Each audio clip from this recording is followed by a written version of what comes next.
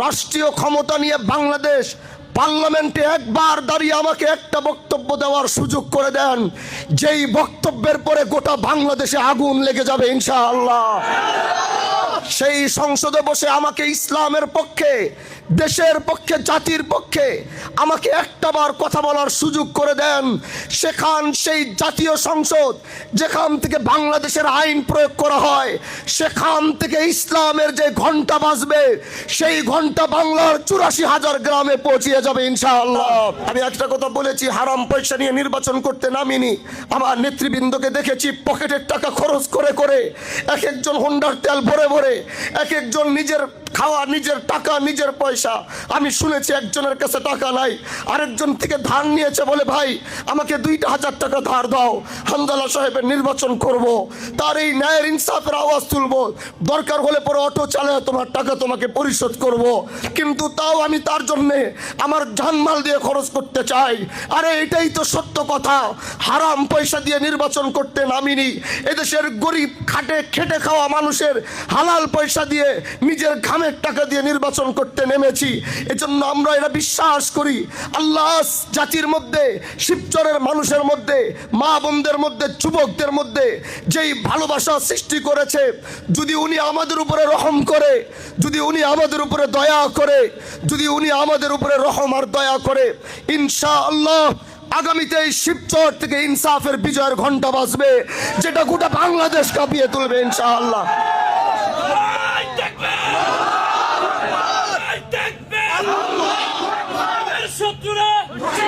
দোস্ত আমার, বন্ধু আমার, আমি হানজালা বলছি, আমি আপনার ভাই হানজালা বলছি, আমি আপনার ভাতিজা হানজালা বলছি, আমি আপনার সন্তান হানজালা বলছি।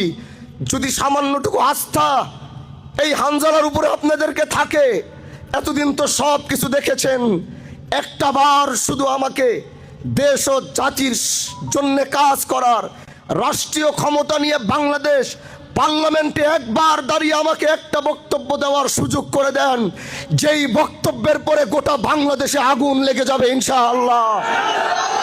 সেই সংসদে বসে আমাকে ইসলামের পক্ষে, দেশের পক্ষে, জাতির পক্ষে আমাকে একটাবার কথা বলার সুযোগ করে দেন। সেই জাতীয় সংসদ যেখান থেকে বাংলাদেশের আইন প্রয়োগ করা হয়, সেখান থেকে ইসলামের যে ঘন্টা বাজবে, সেই ঘন্টা বাংলার 84,000 গ্রামে পৌঁছিয়ে যাবে ইনশাআল্লাহ। এজন্য আল্লাহ পাক যদি আমাদেরকে কবুল করে, আমরা ন্যায় ইনসাফের পক্ষে লড়ব। শত্রু যদি হয় আমাদের কাছে সে নিরাপদ থাকতে বাধ্য থাকবে। কথাটি মনে রাখবেন, আমার শত্রু যদি হয়, ইনসাফের রাজনীতিতে আমার শত্রু আমার কাছে নিরাপদ থাকতে বাধ্য থাকবে। অন্যায়ভাবে কারো উপরে কোনো কিচ্ছু চাপিয়ে দেওয়া চলবে না। ফিলোসফির রাজনীতি হয়তো অনেকে করেছে, গুম করেনি, হত্যা করেনি, মারামারি করেনি, অন্যকে কষ্ট দেয়নি, তাদেরকেও যদি হয়রানি করা হবে, তাহলে সেটাও আমাদের ইনসাফের রাজনীতির সঙ্গে মিলে যায়। এজন্য আমাদের কাছে যে শিবচর নিরাপদ, আমাদের কাছে যে শিবচরের মানুষ নিরাপদ, আমাদের কাছে যে শিবচরের মা বোনরা নিরাপদ, আমাদের কাছে যে শিবচরের যুবকরা নিরাপদ, এটা ঘরে ঘরে গিয়ে বলে দেন হানজালার কাছে শিবচর নিরাপদ। মা বোনদেরকে গিয়ে বলে দেন হানজালার কাছে শিবচর নিরাপদ। যুবকদেরকে গিয়ে বলে দেন হানজালার কাছে শিবচর নিরাপদ। আমি আমার শত্রুকেও বিপদের মুখে ফেলতে দিব না, যদি ইনশাআল্লাহ আমি বেঁচে থাকবো। এজন্য ভাই আমার, আসুন রিকশার এই প্রতীক আজও যারা চিনে নাই, তাদেরকে বলে দেন 10 দলীয় জোটের প্রতীকের নাম কি? আওয়াজ করে বলেন, 10 দলীয় জোটের প্রতীকের নাম কি? এই রিকশা আমাদেরকে চিনিয়ে দিতে হবে, মা বোনদেরকে চিনিয়ে দিতে হবে, শিবচরের ঘরে ঘরে চিনিয়ে দিতে হবে। এখান থেকে গিয়ে এক একজন হানজালা হয়ে কাজ করেন।